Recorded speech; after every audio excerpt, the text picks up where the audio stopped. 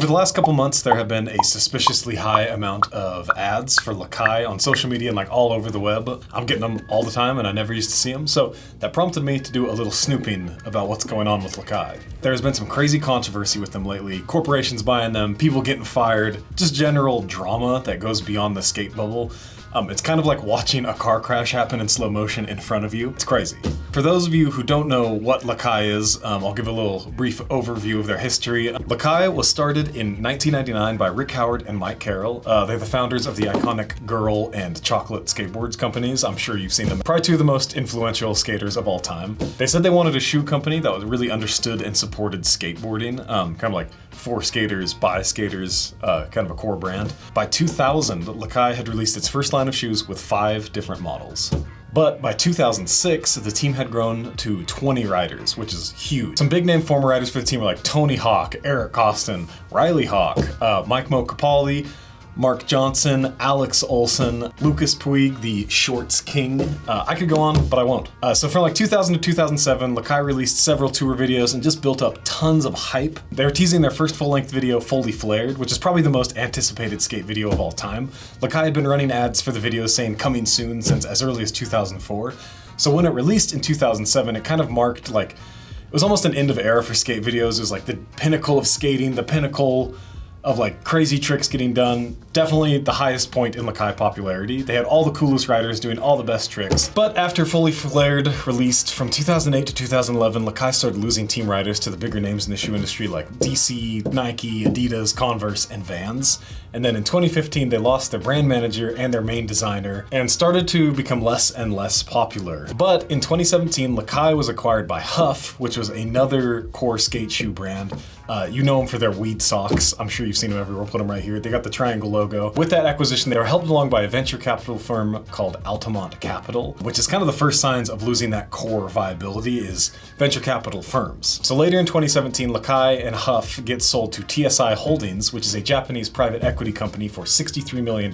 TSI Holdings owns Stussy, the streetwear brand, and Tactics. They're both skateboarding adjacent companies and they're both run pretty well, so like as far as giant corporate takeovers go, it's probably an okay one. But it does start the process of acquisitions, which is never a good sign for any brand. When I was working at a skate shop in 2019, Lakai was definitely not as popular as the rest of the bigger brands like Nike, New Balance, Adidas. They would kind of sit on the shelves for a while. They would typically end up on the sale rack. It's just kind of like a downward slope for Lakai. But this is where the real drama starts. So on October 1st, 2024, a company called Inversal buys Lakai. Inversal says they are e-commerce experts that focus on distressed situations and turn them around. So part of Inversal is a guy named Mark Roca, and on LinkedIn, Mark Roca says that he is the new CEO of Lakai, leading the brand turnaround alongside founders Rick Howard and Mike Carroll. So then Mark Roca posts on LinkedIn that Lakai will be the world's #1 core skate brand. So the main focus of that sentence is the word core. So a core skate brand refers to a company that is deeply embedded in the skateboarding culture, primarily focusing on producing and selling products that are essential and authentic to skateboarding community. In essence, what Lakai did from 1999 to 2017, they were core guys. They were started by core guys. They already had credibility. That's a core skate brand. You're not just like coming in out of nowhere. But on October 28th, Mark Roca talked about buying Lakai in a Spanish news article. It's roughly translated, and it's quoted as him saying things like, "I used to skate. Lakai has a lot of heritage. There's not enough marketing, and the price was good, and if the price was good, I'll buy it." So that was another set of big red flags for running a core skate brand. So "I used to skate" is the classic response from everyone to prove they still have some credibility and are cool. Oh yeah, I used to skate. Heritage, so we've seen this thousands and thousands of times on this channel, on boots. It means a corporate conglomerate likes the name a brand has built, you know, their ethos, their credibility, and they know they can charge a lot for that name regardless of quality. And then the phrase "not enough marketing," enough said there. That's always a bad sign. But the interesting thing is the price was good, I'll buy it. It's just bad news. Like my guy saw dollar signs. He said they wanted to pare down the Lakai catalog, introduce a clothing line, and have less pro models. It's kind of valid, you gotta save money somewhere for a struggling brand. But he was saying the banks told him that having a team of riders was crazy, but all the American riders were not gonna be touched, and eventually they'd start expanding back into Europe, and that Mike Carroll and Rick Howard, the founders, will have a bigger part of the day-to-day work since there is no Lakai without them. But what that says is that he has banks he has to report to, which is the worst possible thing to have to answer to trying to be a core brand. So on October 29th, literally the next day after he said all of those things, both founders, Mike Carroll and Rick Howard, get fired. Then November 7th through 10th, the whole rest of the team just quits. And as like a big slap to the face to the core skate community, Lakai decided to go fully direct to consumer and started marking all of their shoes down like 50% off. So why is that a slap to the face, you say? You see brands like Tecovas and Thursday do it. Well, direct to consumer means pulling their product from every retail store, which means all of the small business skate shops that have carried Lakai for the last 25 years kind of get the rug pulled out from under them. All the skate shops that have bought their shoes at regular price now have to compete with the brand itself that's selling for cheaper than they can in the stores. So we're gonna look inside one of their most popular shoes to see if they have shot themselves in the foot by having to sacrifice quality with the multiple acquisitions. How do they even skate in this day and age? Are they just a one-for-one knockoff of a Nike Dunk? And should you buy Lakai while the price is cheap and everything's going on sale? For the shoe info, the brand is Lakai, the style is the Telford Low, aka the La Dunk, as they were getting called. They weigh 15.2 ounces. So when I bought these, they were $110, but everything was on sale for 50% off. And actually in the last month, they have dropped the retail price down from $110 to $90. So I don't know, the price is all over the place. They're made in China, and the positioning of this shoe is, there's not really any positioning for this specific shoe. If you want to buy these shoes, check out our links. Which Rose Anvil wallet is right for you? If you want something light you can run with, put in a jacket pocket, or you only want to carry the bare essentials, the Claude or the Slim wallet have got you covered. Let's look at wallet thickness and number of pockets. Here's how the Claude and Slim stack up. With 2 pockets each and a thickness of 4.2 millimeters, these wallets are super light and minimal. And the hand stitching and full grain leather make them extra durable. Get yours at roseanvil.com. So now let's look at the leather. I've been studying from Father Leather Weston for the last few years, so let's start analyzing if the leather is decent at all. Let's address the biggest elephant in the room. The upper is pretty much a one-for-one dupe of a Nike Dunk. But in Lakai's defense, tons of companies have been making Nike Dunk dupes for years. The Nike Dunk is a skateboarding icon that was, before it was a skating shoe, people picked up old Nike Dunks to skate in. So the heel is pretty different, but that's about it. They're pretty dang close. One of the main differences is the tongue of the Lakai is about half as puffy as the Dunk tongue. So this shoe does have 2 styles of leather on it. It has blue suede leather and the white grain leather. So for the thickness, so the blue suede is about 1.4 millimeters thick and the white is about 1.5 millimeters thick. So it's a little thin, but average for like sneakers and skate shoes. But we've kind of seen with Nike a ton of times, we don't know what is actually real leather, like is the white even real leather? We've seen Nike fake these mid panels as being fake. But for the burn test, so the blue suede, it just burned like normal leather. It's not gonna light on fire, it doesn't melt, it doesn't bubble. But the white leather melted and bubbled up so much, I was like, oh, this is definitely fake leather. It revealed under all of that bubbling and melting was real leather. So if we look at the cross section of the leather, you can see how much plastic coating is actually on top of the leather itself. And the leather isn't actually real grain leather, it's just suede with a thick coating on it. So we ran the puncture test on it, took about 55 pounds to puncture the blue suede. Honestly, it's pretty average for this thickness of leather. It's more about its abrasion resistance than its actual puncture resistance. For the skating analysis, the leather held up really well. I didn't put any holes in it. It's not super puffy or too slim. They stayed really structured the whole time without getting too soggy. They broke in pretty nicely. The shape of the shoe did give me some foot cramps though, especially if I tied it up to fit a little more snugly, it would just give me wild foot cramps, maybe a little small through the midfoot area. So if we go to the inside and lining, it's just a pretty average textile lining with a little foam in the heel. Compared to Dunks, there's definitely less foam in the heel. There's a little bit around the collar and that's it, while the Dunks are fully foamed up. And then if you move to the insole, it's just nothing special. It's an average open cell foam. It's a removable insole. Under the insole, you can feel that there's no midsole. You can feel the columned structure of the outsole. It doesn't feel like there's any foam in the midsole, where the Nike Dunks, which we've cut apart several times, they have this layer of foam right there. So definitely advantage to the Dunks. So onto the outsole, it's just a rubber cupsole, which means it's going to be thicker and has less board feel than like a vulcanized shoe. I will put examples of them in the B-roll, I guess, to show the difference. The durometer of the rubber comes in at about 62.5 Shore A, so it's on par with the softness of other skate shoes. Usually cupsoles are going to be a little harder in like the 70 range, and vulcanized is going to be like 55, so this is like a pretty good split. You get a little more grip on the board right off the bat than a traditional cupsole. You can see in the B-roll where I started going through the outsole on the toe where I flick kick flips. On vulcanized shoes, this lasts probably about 3 weeks to a month for me before it's totally through. And on cupsoles like the New Balance 1010 and that Asics Gel Flex ski, they barely had any wear on them. So this is like a direct split right between the two styles of shoes. Some wear, but not destroyed quite yet. And then we ran the puncture test, and it punctures at about 56.5 pounds. It's a little low, honestly, but that's just because it's a little softer rubber. It's just gonna go through. So it'll probably wear down faster than a normal cupsole. But the one big problem with this outsole is that straight out of the box, from the moment I started wearing it to the moment I cut it in half, it squeaked and like farted. Every time you take a step, it go quack, quack, quack, quack.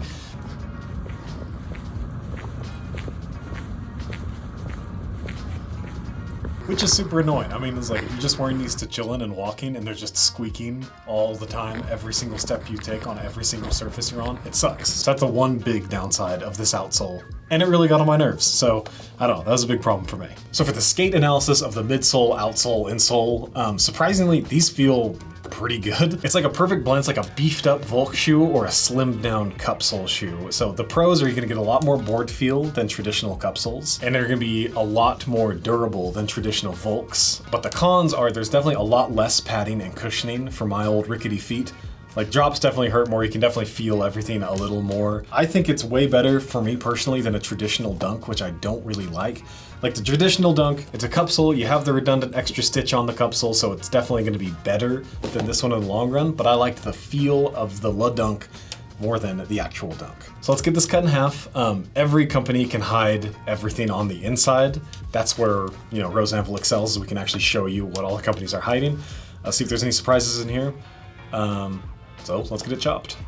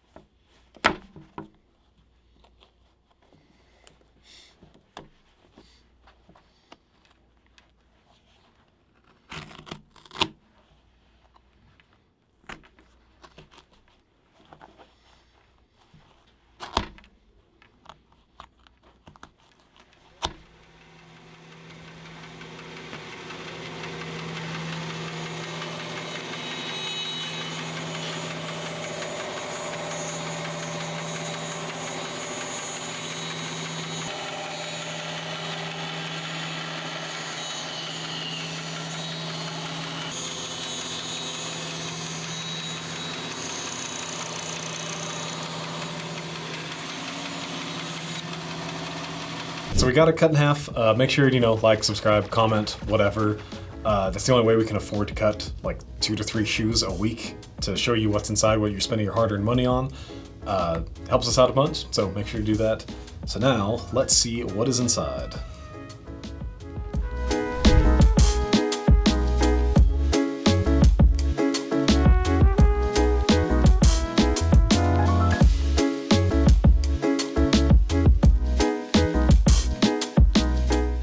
Alright, so we got it cut in half, and there's some weird things going on here. Like, I was not expecting to see any foam in the heel, I was like, oh, that's actually nice. So there is some foam in the heel, but if you take both sides of the foam out of these shoes, you can see how much foam you actually have, which is this much? I don't know. Why even put foam in there if it's gonna be this little tiny area? You can see all the columns in there, which I was talking about earlier. This is what is actually gonna give you that squish.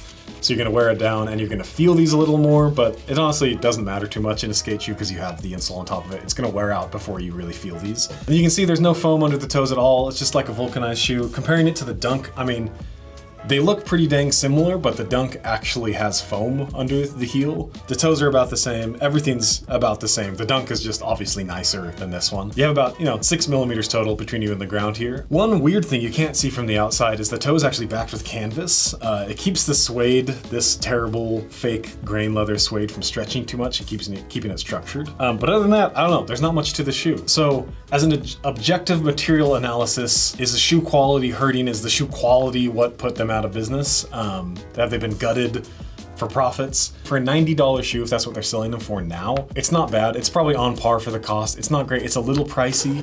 But when you aren't Nike or Adidas or New Balance and can't order 200,000 pairs, your shoes are just gonna end up being a little more expensive. The individual shoe cost is just gonna be a little higher. So they definitely held up decently for a $90 shoe, but at $110, it might be a little too steep for me to just purchase again. The New Balance 1010 is $110 and you get an objectively much better shoe.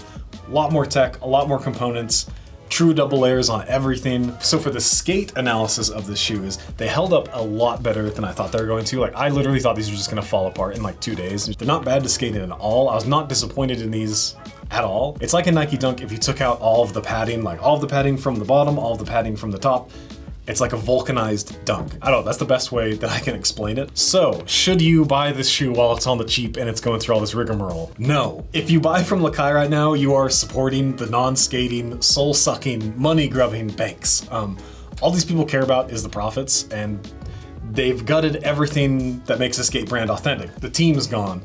The founders are gone. No more videos, no more nothing. I would not support these guys maybe ever again. I mean, what you should do if you really want to pick up a pair of Lakais on the super cheap is go to your local skate shop where they've had to mark them all down to cost so they are able to compete with the corporation that marked them all 50% off and get them from there. I know Time Machine, my local, marked them all down to near cost prices. Like, you can get a pair of these for like $30 to $40. So comment, let me know like what you think about the whole situation. Like, I might be way off about this. I feel like I'm not though. But let me know, comment whatever you want. You can tell me I'm a terrible skater, it's fine. It doesn't hurt my feelings. Let me know what else we should do. Like, we got some smaller skate brands coming up, like some Ours Is Yours and Warsaw, trying to get those small brands into the spotlight. So yeah, that's it. Don't buy Lakais anymore, unfortunately.